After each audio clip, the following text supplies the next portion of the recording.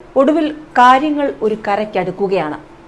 P S ശ്രീധരൻപിള്ളയെ കൃത്യമായി വെട്ടിനിരത്തിയത് RSS തന്നെയെന്ന പിള്ളയുടെ തന്നെ വാക്കുകളിൽ വ്യക്തമാണ്. കഴിഞ്ഞ കുറേ ദിവസമായി പത്തനംതിട്ട ലോക്സഭാ മണ്ഡലത്തിനായി മത്സരിച്ച് മുറവിളി കൂട്ടുകയാണ് നേതാക്കന്മാരെല്ലാവരും. BJPക്ക് ഒരു ലോക്സഭയിലേക്ക് കന്നിത്താമര എന്ന ലക്ഷ്യത്തിന് പത്തനംതിട്ട ആക്കം കൂട്ടുമെന്ന് കരുതിയെടുത്ത് തന്നെയാണ് നേതാക്കൾ പിടിമുറുക്കിയത്. അതായത് എല്ലാവരുടെയും കണ്ണുകൾ പത്തനംതിട്ട മണ്ഡലത്തിൽ തന്നെയായിരുന്നു. പക്ഷേ BJPയും RSSും കൊടുത്തത് സുരേന്ദ്രന് മാത്രമാണ് കൈ നൽകിയത്. മറ്റാരെയും അവർ പരിഗണിച്ചില്ല. അതുകൊണ്ട് തന്നെയാണ് കേരളത്തിൽ നിന്നുള്ള കേന്ദ്രത്തിലെത്തിയ പട്ടിക പലതവണയായി അമിത്ഷാ വലിച്ചു കുട്ടയിലെറിഞ്ഞത്. പക്ഷെ അപ്പോഴും K. സുരേന്ദ്രൻ എന്ന ശബരിമല സമരനായകന്റെ പേര് ഉയർന്നു തന്നെയാണ് നിന്നത്. കാരണം K. സുരേന്ദ്രൻ ശബരിമല വിഷയത്തിൽ സംസ്ഥാനത്തുടനീളം ഉണ്ടാക്കിയ ഒരു വലിയ തരംഗമുണ്ട്, ഒരു വികാരമുണ്ട്. അതെല്ലാം വോട്ടായി BJPക്ക് അനുഗ്രഹമാകും. ശബരിമല വിഷയം BJPയെ അനുഗ്രഹിക്കുമെന്നാണ് BJPയുടെ സംസ്ഥാന നേതൃത്വം വിലയിരുത്തുന്നത്. പക്ഷെ കാര്യങ്ങളെല്ലാം അറിയാമായിരുന്നിട്ടും PS ശ്രീധരൻപിള്ള അടക്കമുള്ള സംസ്ഥാന അധ്യക്ഷനും മറ്റ് നേതാക്കന്മാരും എല്ലാം സുരേന്ദ്രനെ വെട്ടാൻ കച്ചകെട്ടി ഇറങ്ങിയതായിരുന്നു കഴിഞ്ഞ ദിവസങ്ങളിൽ കേരളം കണ്ടത്. ആദ്യം തിരുവനന്തപുരം എന്ന വലിയ മോഹം നൽകി അവിടെ കുമ്മനത്തെ പ്രതിഷ്ഠിച്ചു. തിരിച്ച് തൃശ്ശൂർ എന്നുള്ള സീറ്റ് മോഹം നൽകി അവിടെ തുഷാറിനെ പ്രതിഷ്ഠിച്ചു. വീണ്ടും പത്തനംതിട്ടയിലേക്ക് വന്നപ്പോൾ അവിടെ ഒന്നും രണ്ടുമല്ല നിരവധി പേർ നിരന്നു നിൽക്കുകയാണ് സീറ്റിനായി. ശോഭാ സുരേന്ദ്രൻ ആഗ്രഹം പ്രകടിപ്പിച്ചിരുന്നു. MD രമേശ് സാധ്യത അറിയിച്ചിരുന്നു. അൽഫോൺസ് കണ്ണന്താനം അവിടെ മതി എന്ന് ആവർത്തിച്ചുകൊണ്ടേയിരുന്നു. ഏറ്റവും ഒടുവിൽ PS ശ്രീധരൻപിള്ളയുടെ കണ്ണും പത്തനംതിട്ടയുടെ മണ്ണിലായിരുന്നു. പക്ഷേ അതിനുമപ്പുറം സുരേന്ദ്രന്റെ ഒരു ഇമേജ് ഉണ്ട്. ആ ഇമേജാണ് ഇപ്പോൾ അണികളുടെ ഇടയിൽ ഫലം കണ്ടിരിക്കുന്നത്.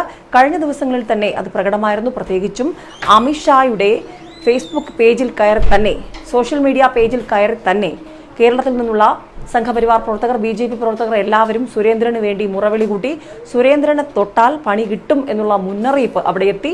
അത് കൃത്യമായി അമിത്ഷാ തിരിച്ചറിഞ്ഞു. പ്രധാനമന്ത്രി നരേന്ദ്രമോദി കേരളത്തിലെ ജനങ്ങളുടെ പൾസ് തിരിച്ചറിഞ്ഞു. BJP അനുഭാവികളുടെ ആ വികാരം തിരിച്ചറിഞ്ഞു. ഒടുവിൽ സുരേന്ദ്രന് തന്നെയാണ് നിലവിൽ ശബരിമല തുറന്നിരിക്കുന്നത്, പത്തനംതിട്ട തുറന്നിരിക്കുന്നത്.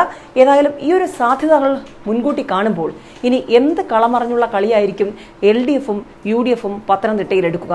പ്രത്യേകിച്ചും നിലവിലെ സമുദായ സമവാക്യങ്ങളൊക്കെ മാറിമറിഞ്ഞിരിക്കുന്നു.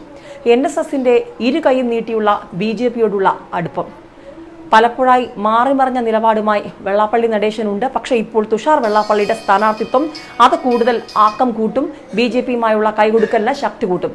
ഈ സാഹചര്യത്തിൽ എന്ത് തന്ത്രമായിരിക്കും പത്തനംതിട്ട ലോക്സഭാ മണ്ഡലത്തിൽ LDF പയറ്റുക? നേരത്തെ തന്നെ വനിതാ സ്ഥാനാർത്ഥി വീണ ജോർജിനെ പ്രഖ്യാപിച്ച് ഞെട്ടിച്ച CPM നേതൃത്വം ഇപ്പോൾ വെട്ടിലായിരിക്കുന്നു എന്ന് പറയേണ്ടി വരും. കാരണം മറ്റൊന്നുമല്ല, സുരേന്ദ്രൻ എന്ന വ്യക്തിയാണ് ഇവിടെ ഗോതിയിൽ ഇറങ്ങി കളിക്കാൻ പോകുന്നത്. മുൻപത്തെ സാഹചര്യമല്ല, 2014 തിരഞ്ഞെടുപ്പ് സാഹചര്യമല്ല BJPക്ക് ഇപ്പോൾ കേരളത്തിലുള്ളത്. ശബരിമല വിഷയം വന്നതിന് ശേഷമുള്ള രാഷ്ട്രീയ കാലാവസ്ഥയിലെ ഒരു വ്യത്യാസം മാത്രമല്ല, ഇതുവരെയുള്ള സാമൂഹിക പശ്ചാത്തലങ്ങളിൽ വന്നൊരു ചെറിയ വ്യതിയാനം, ഇതൊക്കെ വിലയിരുത്തപ്പെടുന്നത് BJPക്ക് ഇത്തവണ ഒരു അക്കൗണ്ട് തുറക്കാനാകുമെന്ന സൂചനയാണ്. അതും സുരേന്ദ്രനിലൂടെ ആകുമെന്നുള്ള നിഗമനങ്ങളാണ് വന്നുകൊണ്ടിരിക്കുന്നത് പലപ്പോഴായി. ആ ഒരു സാധ്യതകൾ വിലയിരുത്തുമ്പോൾ എങ്ങനെയായിരിക്കും പത്തനംതിട്ട ലോക്സഭാ മണ്ഡലത്തിൽ ഇനി LDF കളത്തിലിറങ്ങുക? അതോടൊപ്പം ആന്റണിക്ക് ചില പ്രാദേശികമായ വികാരപരമായ എതിർപ്പുകൾ ഇപ്പോഴും മണ്ഡലത്തിൽ അവശേഷിക്കുന്നുണ്ട്.